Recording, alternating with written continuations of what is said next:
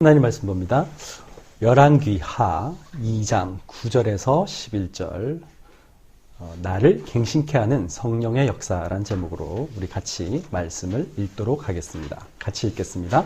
건너에 엘리야가 엘리사에게 이르되 나를 내게서 데려감을 당하기 전에 내가 내게 어떻게 할지를 구하라.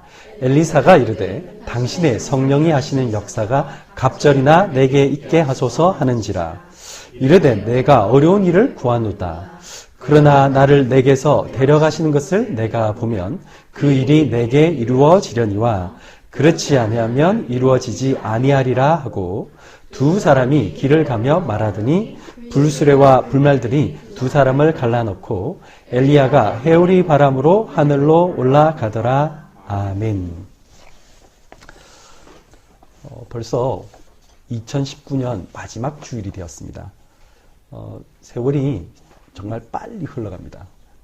어느새 한 살 또 나이가 더 먹고요.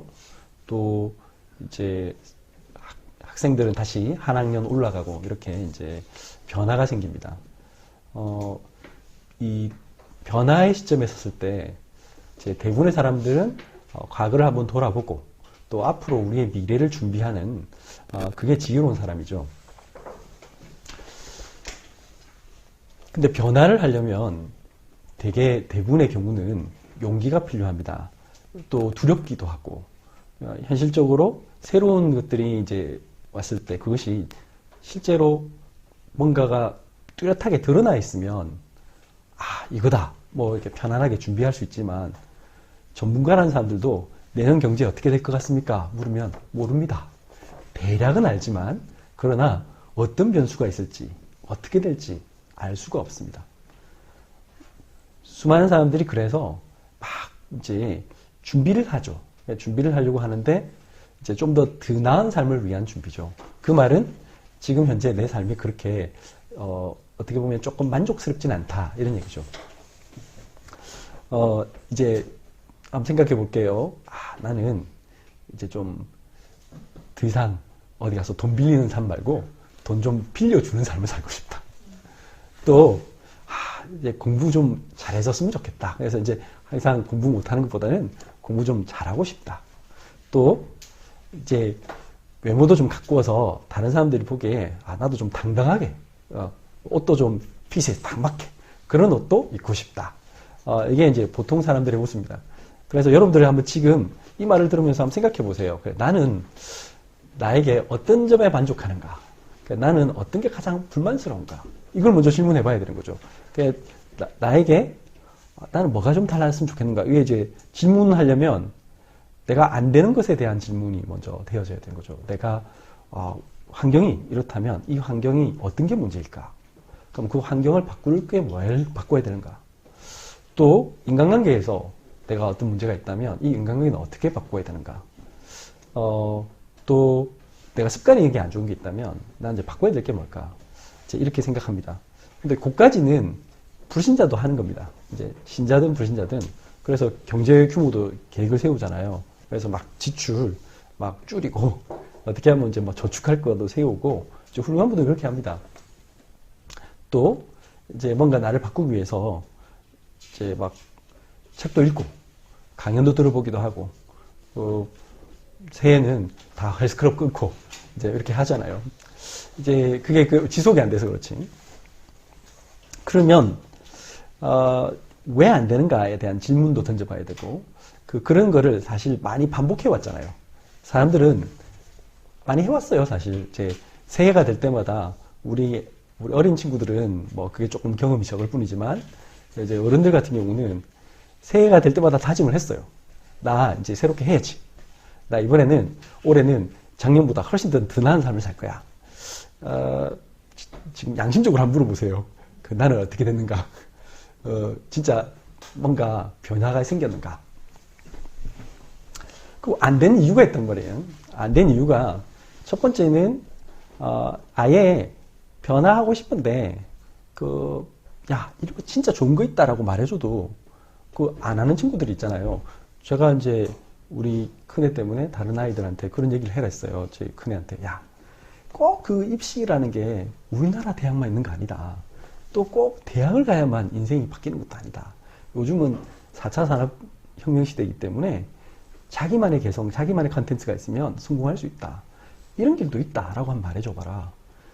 근데 얘기해줘도 아무도 그냥 좋겠다라고 생각해요. 부럽다라고 생각하지 아무도 직접 도전하는 친구는 없어요. 왜냐? 남이 가는 그 길이 왠지 그렇게 가면 나는 이상한 사람처럼 보이기 때문에 그래서 못하는 겁니다. 그 대부분의 사람들이 그렇죠. 직장인들이 그렇게 합니다. 얼마 전에 텔레비전 보니까 어떤 친구가 자기가 웹툰 작가인지 뭔가 그런 걸 하고 싶었단 말이에요. 그러니까 이제 사람들이 다른 걸 하고 일반 사람들이 알고 있는 그런 직장 생활 말고 다른 걸 하고 싶은데 현실은 그렇지 않잖아요. 돈을 벌어야 되잖아요. 근데 그게 뭐 당장에 한다고 돈이 되는 건 아니란 말이지. 그러니까 그것 때문에 막 갈등하고 고민하고 막 눈물을 막 흘리고 그런 얘기가 있더라고. 그러니까 이제 뭔가 나를 바꾸고 싶은데 현실이 환경이 나를 너무 제약하니까 그 속에서 자주 무너지고 다시 원래의 자리로 돌아가고 아무것도 못하는 상태가 되는 경우가 많죠. 또 어떤 사람들은 자기는 되게 잘하는 사람들도 있어요. 아주 극소수의 사람들이지만 아주 극소수의 사람들이 어떤 올해 막 엄청난 걸 이루어내고 또 항상 변화를 막 하셔서 이제 뭔가 이 시대를 이끌어가는 그런 분들도 계세요. 그렇긴 하지만 그분도 언젠가는 이 세상이 너무 급변하기 때문에 오판할 때가 있어요. 그 오판하다 보니까 잘못하면 한순간 나락으로 떨어지죠. 그럴 때 수많은 사람들이 생각합니다. 그러니까 더 두려운 거죠. 그런 사람들은 더 두려워. 왜냐하면 자기가 그걸 이끌어봤기 때문에 이 세상이 얼마나 정글 같고 얼마나 급하게 변하는지 자기는 더 알아요. 맞잖아요. 우리는 패션이 어떤 게 유행하는지 잘 모릅니다. 근데 전문가들은 딱 압니다. 내년에 뭐 어떻게 하는 트렌드를 알아요. 그분들은 그래서 어떤 걸 했을 때 어떤 걸 주도할 수 있는가 이걸 벌써 알잖아요. 그러니까 그분들은 더 두려워요. 왜냐? 자기가 조금만 뒤처지면 자기는 지금의 자리를 그냥 한꺼번에 확 놓칠 수 있다는 걸 아니까. 그래서 사람들이 막 열심히 연구도 하고 노력하고 하는데 안 된단 말이에요. 왜 안 되느냐? 이제 그래서 오늘 제목이 나를 갱신케 하는 성령의 역사입니다. 세상 사람들이 모르는 게 있습니다. 첫 번째는 뭐냐면 우리가 여러분들 나를 바꿔보려고 아무리 결심해도 나는 안 바뀝니다. 이거는 이제 나이가 드신 분들은 금방 압니다. 내가 잘 안 바뀐다는 거. 옆에 사람 잘 안 바뀝니다. 가족 절대 안 바뀝니다. 부모님 절대 안 바뀝니다. 그 부모님 보고 아무리 잔소리해도 여러분들 자녀 보고 아무리 잔소리해도요 잘 안 바뀝니다. 환경 그대로입니다. 그럼 여기서 이제 사람들이 아까 말한 나는 뭘 하고 싶은데 환경이 이러니까 나는 못하는구나 주저앉는단 말이에요. 나는 뭘 해보고 싶은데 우리 부모님이 또 우리 가족이 이러니까 주저앉아요. 그래서 바꿀 수가 없는 거야 라고 생각합니다. 그런데 그거는 불신자가 하는 거죠. 예수님은 뭐라고 했느냐? 거기서 답을 찾아라고 말했습니다. 갈라디아서 2장 20절은 내가 그리스도와 함께 십자가에 못 박혔나니. 불신자는 거기서 사단에게 딱 상처로 잡힙니다. 사단이 그 환경이나 그런 낙심을 통해서 우리의 마음을 확 잡습니다. 그래서 딱 주저앉게 만들죠. 그래, 네가 해봤자 뭐 하겠냐. 그래, 그냥 이렇게 살아라. 이번 생에는 글렀다. 이제 이게 불신자가 주는, 그러니까 사단이 주는 말이에요. 사단은 우리에게 그걸 딱 줍니다. 사단은 그래, 네가 아무리 발로 쳐도 너는 내 손안에서 빠져나갈 수 없어. 그게 사단이 주는 메시지입니다. 틀린 말이죠. 불신자에게는 맞는 말이지만 신자에게는 틀린 말입니다. 하나님은 우리를 없는 가운데서 있게 하시고 하나님은 우리가 그렇게 완전히 절망 속에 있는 속에서 뭐 해야 되냐면 나는 할 수 없다를 발견하게 하시는 겁니다. 그게 복음 안에서의 절망입니다. 이거는 아주 바람직한 겁니다. 그러면 그때 비로소 오직 하나님의 말씀에 귀를 기울일 수 있는 상태가 되는 겁니다. 왜냐하면 내가 조금이라도 되는 게 있고 내가 조금이라도 가진 게 있으면 사람은 하나님의 말씀을 듣지 않고 내가 가지고 있는 것을 의지합니다. 나를 조금만 도와줄 수 있는 사람이 있으면 그 사람을 찾아가지 절대 기도하지 않습니다. 그런데 하나님이 우리에게 아무것도 할 수 없다는 걸 깨닫게 하셨을 때는 그때는 어떻게 되냐면 나는 하나님께 기도해야겠구나. 왜? 나의 도움 그 참 시편에 다윗이 왜 그런 시를 썼겠습니까? 내가 눈을 들어 산을 향하여 보리라. 나의 도움이 어디서 올꼬? 그 말은 도움을 줄 데가 없었다는 얘기입니다. 지금 사울왕은 나를 죽이려고 하고 돈은 돈대로 없고 난 어디서 자야 될지도 모르겠고 막막하단 말이에요. 그러니까 Where does my help come from? 나의 도움은 어디서 올꼬? 라고 내가 눈을 들어 산을 향하여 보리라. 여러분들 그 심정 아시죠? 너무 답답하면 먼 산을 바라보잖아요. 그 말이에요. 다윗이 그 속에서 뭐 했습니까? 그 다음 말이 중요하잖아요. 나의 도움이 천지를 지으신 하나님에게서 오리로다. 이분이 하나님을 믿은 거예요. 그 속에서 나는 죽었지만 나의 육신의 나는 죽었지만 오히려 오직 하나님을 바라보는 영적인 눈은 열린 거예요. 오늘 본문에 나온 사람 엘리사도 그런 사람이었습니다. 엘리사는 농부였어요. 농부. 근데 농부인데 어느 농부냐면 소를 24마리나 그 당시 옛날에 아주 2600년 전에 지금 소를 24마리나 몰고 지금 그 당시에는 소 이런 게 가축이 많은 게 그 엄청난 부자의 척도잖아요. 그래서 아마 큰 밭을 아마 일구고 그랬나 봐요. 또 이 동네가 이 이스라엘은 전통적인 그 목축 사회잖아요. 근데 농경을 했단 말은 이분이 굉장히 뭔가 자기 땅이 있고 농경해서 이렇게 밀을 생산할 정도면 굉장한 영향력 있는 사람이었던 것 같아요. 자기는 그걸로 먹고 살고 있었는데 뭔가 이제 그런 것으로 자기는 인생의 행복을 찾았겠죠. 그럼에도 불구하고 이 사람에게 해결되지 않는 문제가 있었을 겁니다. 성경엔 자세히 나오지 않았지만 여러분들 재벌이나 공부 잘한 사람이나 뭐 성공한 사람, 뭔가 뭐 교수나 의사들이 다 행복한 거 아닙니다. 사람들은 그거 되고 싶어서 하지만 막상 돼도 그게 끝이 아니잖아요. 오히려 더 많은 일들이 생기잖아요. 마찬가지로 엘리사도 똑같이 그 인생에 갈등이 있었을 거예요. 또 그 당시에는 항상 전쟁이 있었습니다. 언제 이 열심히 갈았던 땅 뺏길지도 모릅니다. 아수르 여기 보면 그 당시에 엘리사가 할 때 보면 아람이란 나라가 자주 쳐들어왔어요. 그럼 아람은 시리아입니다. 요즘 보시면 그 아람 나라하고 전쟁하면 자기가 막 열심히 농사 지은 거 금방 뺏깁니다.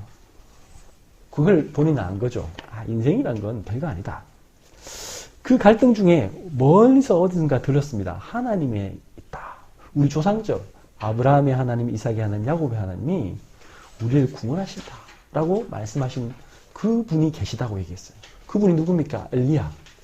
엘리야라는 선지자가 이스라엘 백성들에게 너희는 하나님께로 돌아와 계속 말씀하는데 이스라엘 사람들은 끝까지 하나님 말씀 안 듣고 있다는 걸 자기는 알고 있었어요. 자기도 그거 하고 싶은데 할 용기도 없고 어떻게 해야 될지도 모르겠고 답답한 거예요. 열왕기상 19장 19절에서 21절 그 엘리사에게 엘리야가 찾아왔습니다. 같이 한번 읽어보겠습니다. 엘리야가 거기서 떠나 사밧의 아들 엘리사를 만나니 그가 12교리소를 앞세우고 밭을 가는데 자기는 12채 교리소와 함께 있더라. 엘리야가 그리로 건너가서 겉옷을 그의 위에 던졌더니 그가 소를 버리고 엘리야에게로 달려가서 이르되 청하건대 나를 내 부모와 입맞추게 하소서. 그리한 후에 내가 당신을 따르리이다. 엘리야가 그에게 이르되 돌아가라. 내가 내게 어떻게 행하였느냐 하니라. 엘리사가 그를 떠나 돌아가서 한 겨리소를 가져다가 잡고 소의 기구를 불살라 그 고기를 삶아 백성에게 주어 먹게 하니 일어나 엘리야를 따르며 수종 들었더라. 아멘. 자세히 이야기는 나오지 않지만 엘리야가 겉옷을 벗어 엘리사에게 팍 던졌는데 그게 뭔가 그 당시에는 아마 이게 의식이었나 봐요. 그러니까 하나님의 사람이 어떤 사람을 부를 때 쓰는 의식이었던 것 같아요. 그러니까 이분이 알아들었겠죠. 그게 무슨 뜻인지. 그래서 딱 하나님의 선지자가 왔다는 걸 알았어요.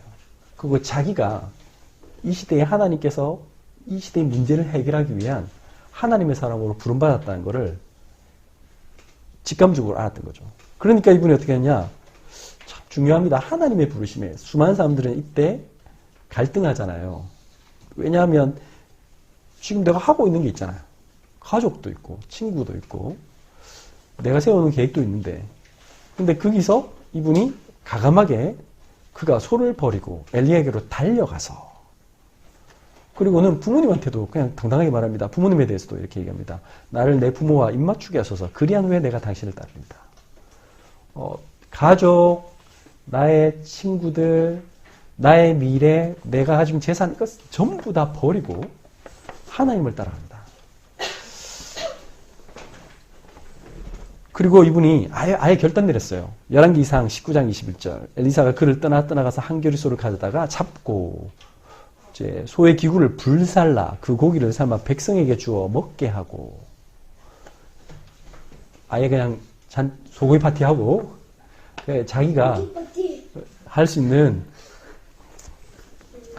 다시 농사 지을 생각 아예 못하도록 그냥 농기구 다 불살라버리고 그냥 이제 딱 선포하고 그의 종 엘리야를 따르며 수종 들었더라. 여러분들은 어떤 분이냐면요. 이 세상 사람들에게 속한 사람이 아닙니다. 여러분들이 그런 수준의 사람 아닙니다. 여러분들 돈 많이 벌 사람, 그런 걸로 만족해야 될 사람. 여러분들이 여러분들 직장에서 막 승진해서 또 좋은 집을 많이 사야 될 그런 거 하고 이 세상에서 여러분들 부른 거 아닙니다. 하나님은 이 시대의 모든 문제를 해결할 수 있는 하나님의 사람으로 여러분들을 부른 겁니다. 이제 나를 먼저 발견해야 됩니다. 그러면 어떻게 되느냐? 이제 여러분들이 대부분의 사람들이 예수님을 이제 믿는단 말이에요. 기독교인이라면 믿는데 이제 이런 송부영신 예배 이런 시점이 와가지고 다른 교회 제가 일반 교회들의 목사님들 메시지를 한번 봤습니다. 보니까 이런 게 되게 많더라고요. 시편 128편 같은 거 보면 여호와를 경외하며 그의 길을 걷는 자마다 복이 있도다. 내가 내 손이 수고한 대로 먹을 것이라.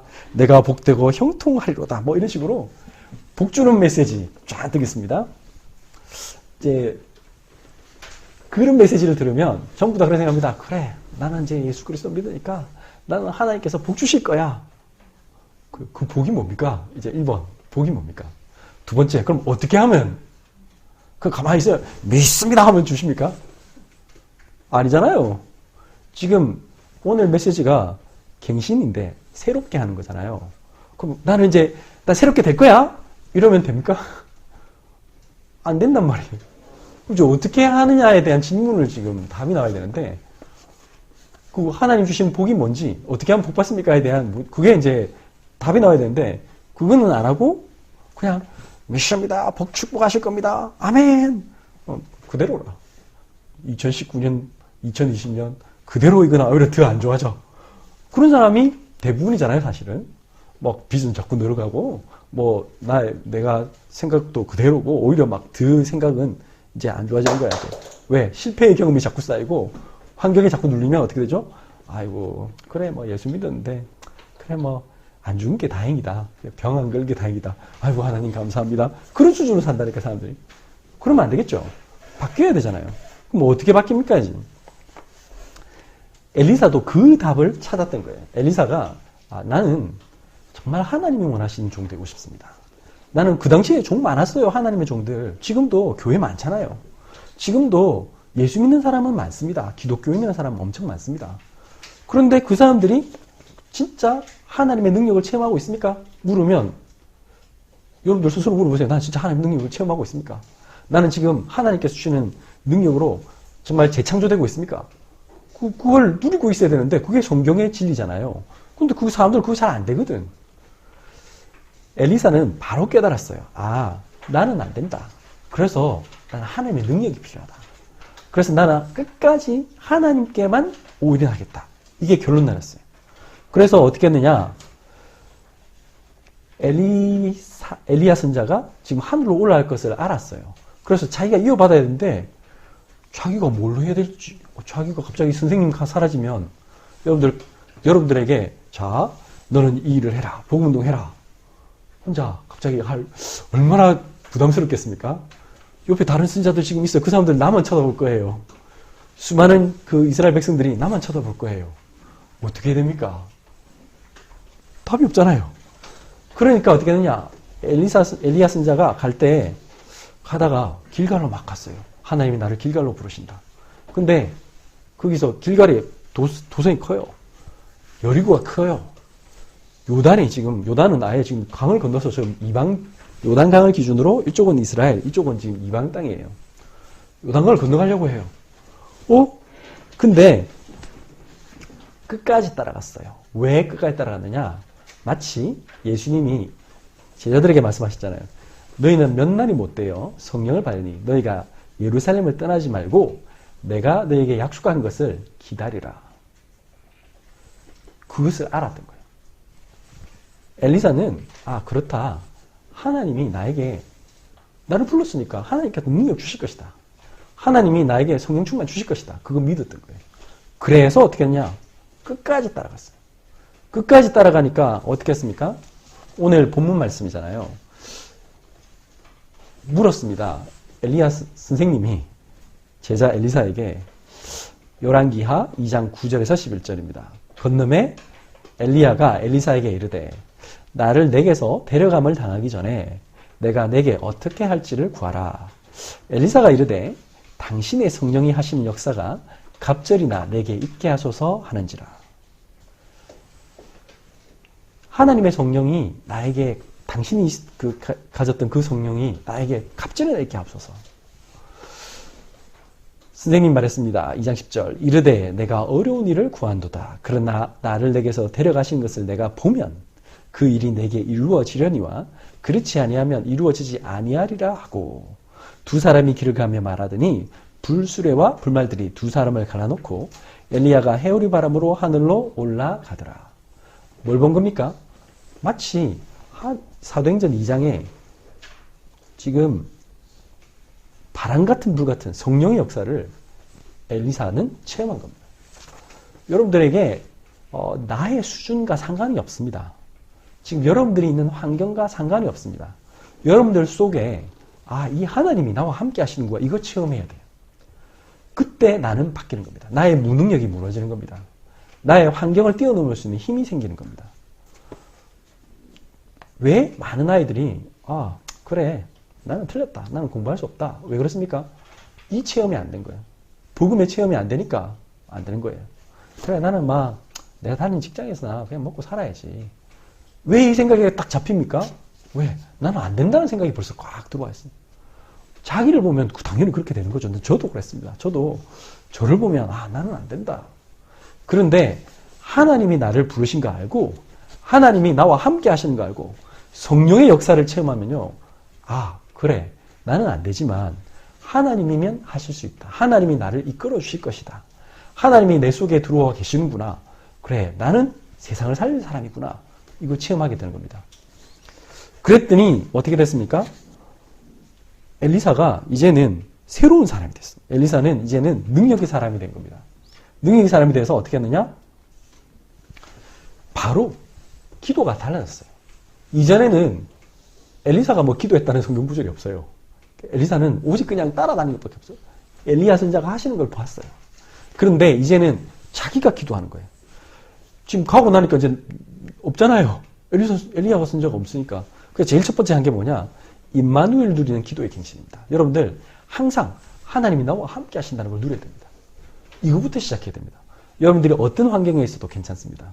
여러분들 지금 빚더미 속에 있어도 괜찮고요. 여러분들이 너무 안 좋은 환경에 있어도 괜찮고요. 여러분들이 지금 전혀 말 안 듣는 자식, 전혀 막 속삭이는 사람들로 둘러싸여 있어도 괜찮습니다. 그 속에서 하나님이 나와 함께 하신다는 걸 누려야 됩니다. 그래서 열왕기하 2장 14절 보면 지금 엘리야가 올라갈 때 막 불말이 막 와서 했는데 그 몸에서 옷이 좀 떨어졌나 봐요.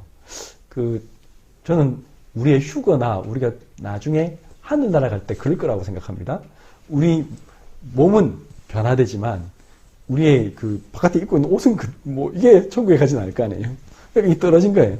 그러니까 엘리야 몸에서 떨어진 그의 겉옷을 가지고 지금 요단강이 이때는 물이 막 차서 건널 수 없거든요. 걸어서는. 이제 헤엄쳐서 건널 수도 없어요. 이럴 때 엘리야 선자가 이거 물 가르고 건넜단 말이에요. 기적을 베풀면서. 그러니까 엘리사도 똑같이 했어요. 물을 치며 이르되 엘리야의 하나님 여호와는 어디 계십니까? 하고 그도 물을 치매 물이 이리저리 갈라지고 엘리사가 건너니라. 그 엘리야의 하나님이 지금 나와 함께 하신다는 걸 믿은 거예요. 하나님, 지금 나와 함께 하신 하나님, 그 하나님께서 저 역사하여 주옵소서. 여러분들 이렇게 기도하십시오.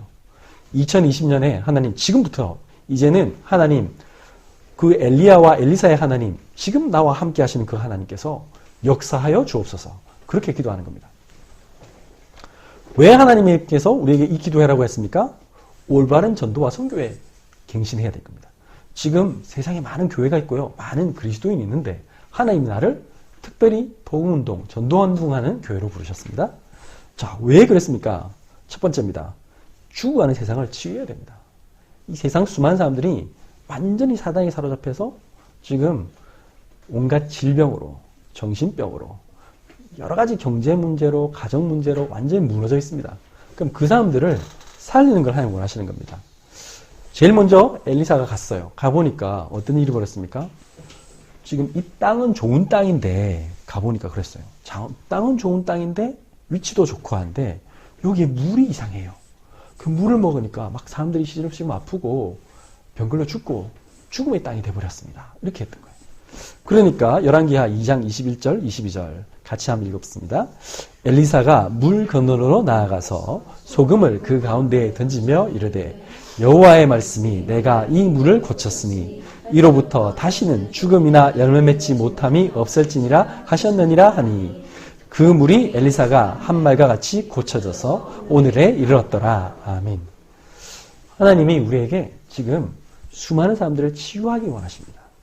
지금 가정이 막 깨어지는 가정이 너무 많고요. 우리 후대들이 너무 죽어가고 있고요. 또 막 질병으로 고통받는 사람이 너무 많습니다. 정신적으로 어려운 사람들도 많고요. 우리나라의 국민의 3분의 1은 우울증에 시달리고 있고 자살하는 사람이 하루에 40분에 1명씩 있는 나라. 지금도 수많은 사람들이 막 너무나 고통스러움 중에 있는 사람, 지옥 같은 삶을 살아요. 그분들에게 이 복음으로 소금을 던지란 말은 뭐 그런 거 아니죠. 그 불신자들이 정월 때 무릎 옆에 막 소금 뿌리면서 에이 뭐 이거 아닙니다. 그 얘기가 아니라 하나님은 우리를 세상의 빛과 소금으로 부르셨다는 거예요. 하나님이 세상이 썩지 않도록 만드는 방법이 뭡니까? 그리스도의 복음입니다. 그래서 이렇게 말했잖아요. 엘리사가 여호와의 말씀이 내가 이 물을 고쳤으니 결국에는 치유하는 자는 하나님의 말씀입니다. 말씀 운동을 펴야 되는 겁니다. 여러분들이 곳곳에서 말씀 운동을 펴면 말씀으로 그들을 살리는 운동을 펴야 됩니다. 그걸 두고 기도해야 됩니다. 네, 두 번째입니다. 지금 세상이 이렇게 죽어갈 뿐 아니라 이제는 여러분들이 만나는 모든 세상이 너무 심각한 상태가 됐습니다. 우리 아이들이 켜는 유튜브나 뭐 음악, 영화, 책 전부 다 귀신 문화에다가 이제는 그게 아예 막 사악할 정도입니다. 축제를 보세요.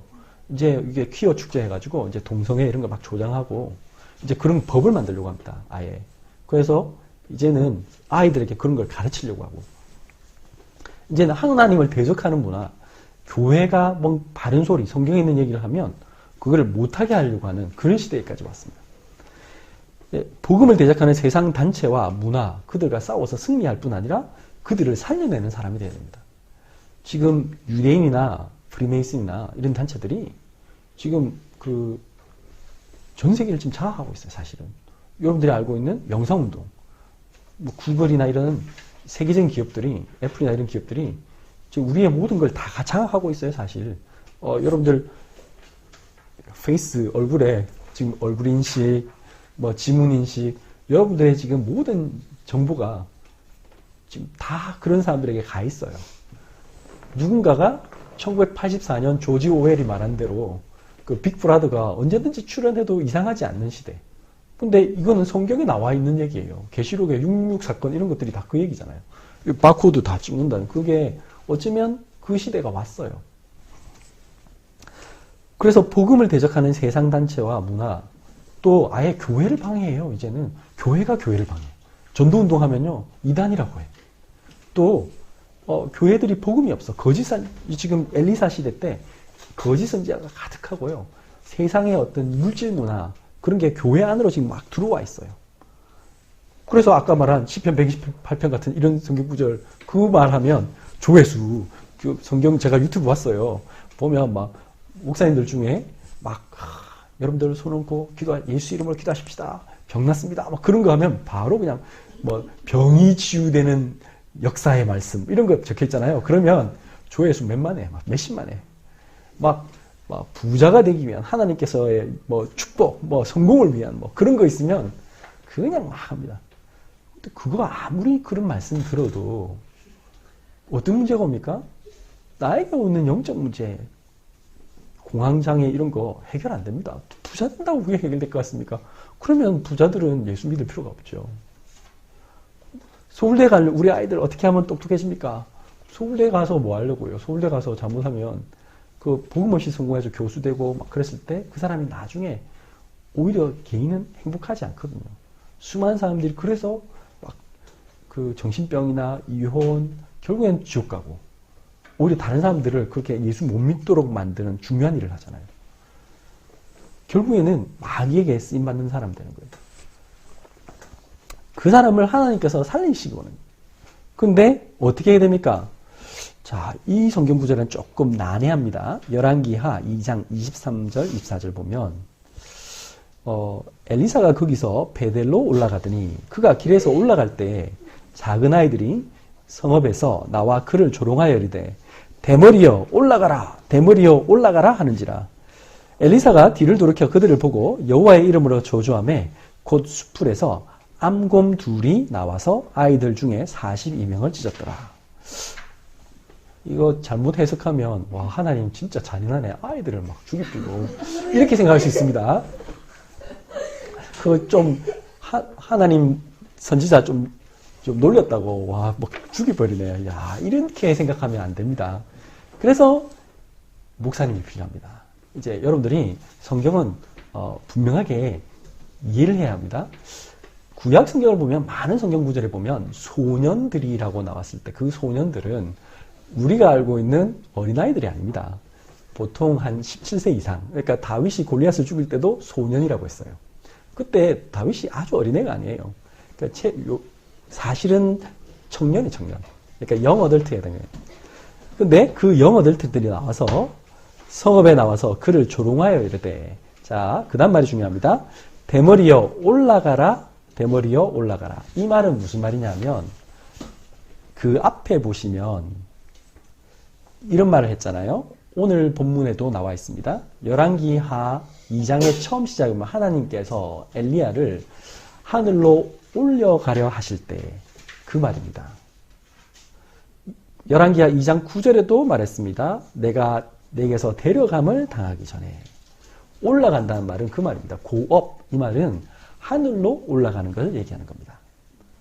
그래서 이 말은 지금 완전 놀리는 겁니다. 뭐라고 하냐? 당시에 열왕기하 2장에 보면 선지자의 생도들도 안 믿었거든요. 그래서 어떻게 했습니까? 엘리사 선지자가 와가지고 엘리사 선지자한테 와서 우리 선생님 엘리야 어디 가셨습니까? 찾게 해주세요. 그러니까 엘리사 선지자가 가지 말라는데 하도 찾게 해달라니까 그래 그럼 가봐라 그랬거든. 그래도 아무리 찾아도 없거든. 그러니까 내가 가지 말라 하지 않았더냐 그렇게 말했잖아요. 올라가라. 목사님들 후보생들조차도 목사님 말을 안 믿었어. 그랬는데 이 사람들은 어떻게 했겠습니까? 당연히 안 믿었죠. 불신자들이니까. 당연히 안 믿으면서 조롱한 겁니다. 엘리야가 하늘로 올라갔다고? 그래, 너도 한번 올라가 봐. 이 말인 거예요. 그래, 너도 하늘로 올라가 봐. 대머리야, 올라가 봐. 이렇게 한 거예요. 그 말은 마치 하나님을 조롱하는 거죠. 요즘은 치면, 야, 예수쟁이, 너 천국 간다며? 그래, 천국 가봐. 이 말이에요. 그래, 너 예수 믿으면 구원받다며? 그래, 뭐가 구원받는데? 이거 똑같은 거예요. 예수가 밥 먹여줘? 아이고, 네가 내보다 더 못 사는데? 이게 딱 고고한 거예요. 그렇게 하니까 그것을 보고 생각해 보세요. 지금 죽은 사람만 42명이면 제가 봤을 때 거의 100명 가까이 온 거예요. 수십 명의 청년들이 와서 엘리사를 둘러싸고 얼마나 분위기가 살벌했을까요? 완전히 지금 엘리사를 죽이려고 하는 그런 분위기란 말이에요. 그 속에서 하나님이 엘리사와 함께 하셨던 거예요. 그래서 엘리사가 뒤를 돌이켜 그들을 보고 여호와의 이름으로 저주하매. 그 숲풀에서 암곰 둘이 나와서 아이들 중에 42명을 찢었더라. 여러분들 반드시 이 세상의 단체들이 일어나 그 복음운동을 방해합니다. 거짓 선지자들, 잘못된 교회들이 일어나서 하나님의 복음 전도운동, 생명운동을 방해할 겁니다. 두려워하지 마세요. 우리가 해야 할 일이 있습니다. 그들을 살려야 됩니다. 그들을 살리고 그들을 바꾸는 일들을 하는 게, 그래서 우리 가운데 하나님, 우리 후대들 가운데 진짜 세상 문화를 바꾸는 BY 같은 아이들이 나와야 됩니다. 우리 세상 문화 가운데 영화를 만들고요. 세상에서 3기업을 해서 진짜 애플 같은 기업들이 엄청난 아예 생태계를 갖추잖아요. 이제는 우리 아이들 가운데 하나님께서 진짜 이 세상의 이 문화 생태계를 바꾸는 그런 아이들이 일어설 수 있도록 우리는 하나님이 그 일을 하시겠다는 겁니다. 세상 단체와 문화와 싸워 승리할 아이들을 하나님께서 세우시겠다는 겁니다. 그래서 어떻게 됩니까? 사도행전 28장 30절 31절에 보면 아예 바울은 어떻게 했습니까? 자기는 갇혀있는데도 이걸 해냈단 말이에요. 로마를 복음화했어요. 갇혀있는 상태에서 어떻게 했다고요? 로마 복음을 했다고. 사도행전 28장 30절 31절에 보면 바울이 온 이태를 자기 셋집에 유하며 감금된 상태에 있으며 자기에게 오는 사람을 다 영접하고 담대히 하나님 나라를 전파하며 주 예수 그리스도께 관한 것을 가르치되 그 많은 사람이 없었더라. 지금 가택연금 상태에 있었는데 이 속에서 본인이 로마 사람들에게 복음운동을 했단 말이에요. 근데 나중에 시간이 한참 흘러서 어떻게 됐어요? 로마가 아예 복음화되는 그런 축복이 시작됩니다. 그래서 이 일을 어떻게 하면 할 수 있습니까? 자, 우리가 하는 게 아닙니다. 우리 혼자서 하는 게 아니라 운동을 일으켜야 됩니다. 첫 번째는 평신도 전도운동입니다. 세상에 많은 교회들이 훌륭한 목사님이 계시다가 그 목사님이 돌아가시면 그 복음운동이 끊겨요. 이제는 그렇게 하면 안 됩니다. 이제는 모든 사람들이 일어나서 같이 전도운동하는 겁니다. 그게 다락방 전도운동입니다. 여기 보시면 민수기 11장 17절입니다.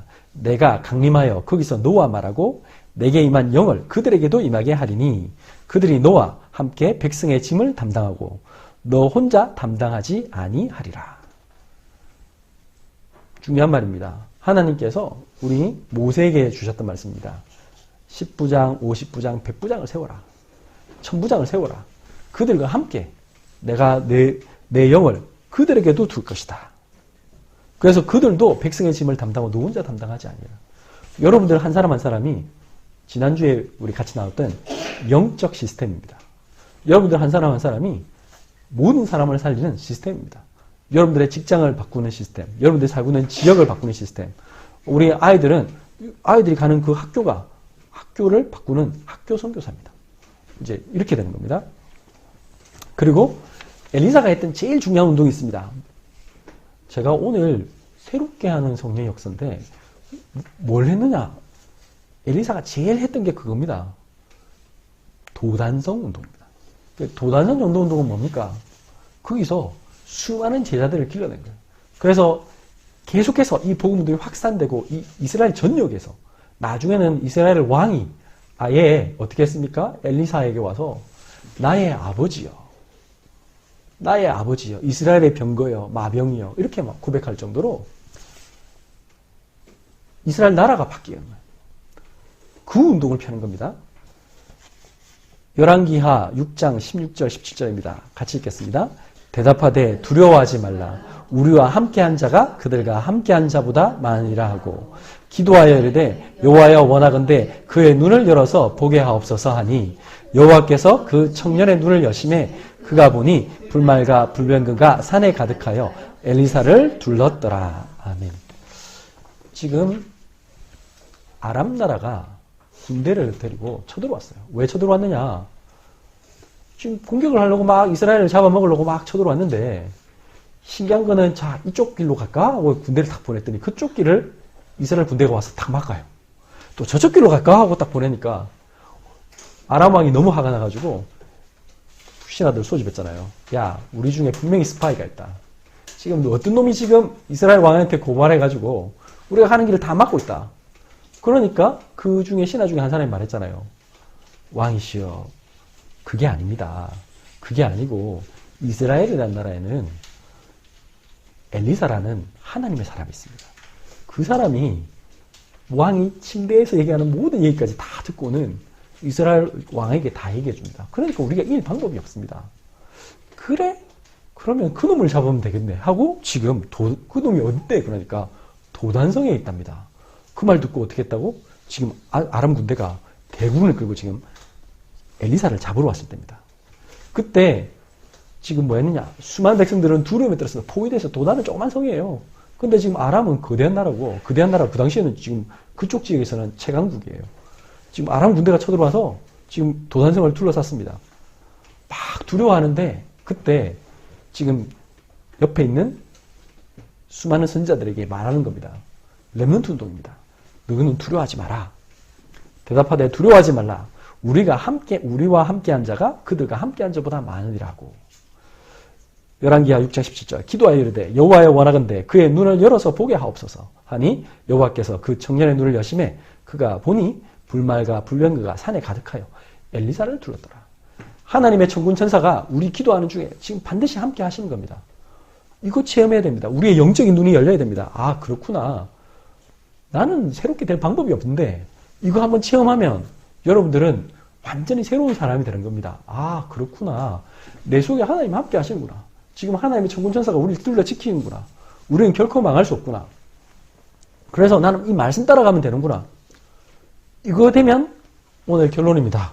고린도후서 5장 17절 그런즉 누구든지 그리스도 안에 있으면 새로운 피조물이라.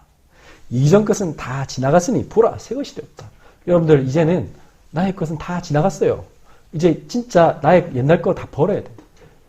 내가 가지고 있던 거 마치 엘리사가 그 농기구 다 버려요. 가족에 대해서도 저 인간 왜 안 바뀌냐고 막 가족한테 막 잔소리 하지 말고 그냥 내버려 두세요. 그건 신경 쓰는 게 아니라 버렸단 말은 그 말이에요. 그걸 내려두는 거예요. 여러분들이 막 집착했던 거 있잖아요. 막 돈, 뭐 좋은 집, 뭐 어떤 그 차, 뭐 여러분들이 생각하고 있는 거 있잖아요. 뭔가 내 인간관계, 뭐 좋은 직장, 승진, 결혼, 뭐든지 내가 이거라고 생각했던 그거 버리고 이전 것은 다 지나갔어요. 하나님 원하시는 거 하고 싶습니다. 오늘 말씀이 그거였잖아요. 끝까지 나는 하나님 말씀 따라갑니다. 이게 엘리사가 한 겁니다. 그랬더니 하나님은 엘리사를 엄청난 시대적인 종으로 쓰셨습니다. 하나님이 여러분들을 그런 사람으로 쓰는 겁니다. 그러면 나는 새로운 사람 되고 싶다, 안 되고 싶다가 아니라 그냥 나도 모르게 새로운 사람이 되어지는 겁니다. 오늘 말씀이 2019년을 정리하는 시간이 됐으면 좋겠고요. 2019년에 우리가 하나님의 말씀 속에서 나이가 들면요. 분명한 거는 또 나도 모르게 내 속에 먼지가 자꾸 쌓여요. 마치 우리 집에 먼지 쌓이듯이. 가만히 있어도 쌓이거든요.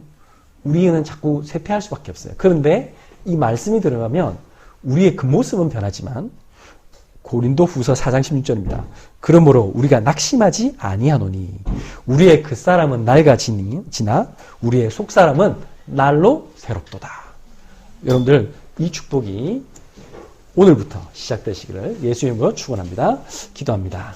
하나님 감사합니다. 하나님께서 가장 원하시는 자들을 부르셔서 엘리사에게 주셨던 갑절의 영감을 주실 줄 믿습니다. 우리가 엘리사처럼 우리의 모든 것을 내려놓고 끝까지 하나님을 따라가기 원합니다. 하나님께서 그 힘을 허락하여 주옵소서. 그래서 우리의 속사람이 새로워져서 하나님 이 시대의 문제를 해결하며 많은 사람을 살리는 참된 재창조의 역사가 일어나게 하여 주옵소서. 고마우신 예수 그리스도 이름으로 기도드렸습니다. 아멘.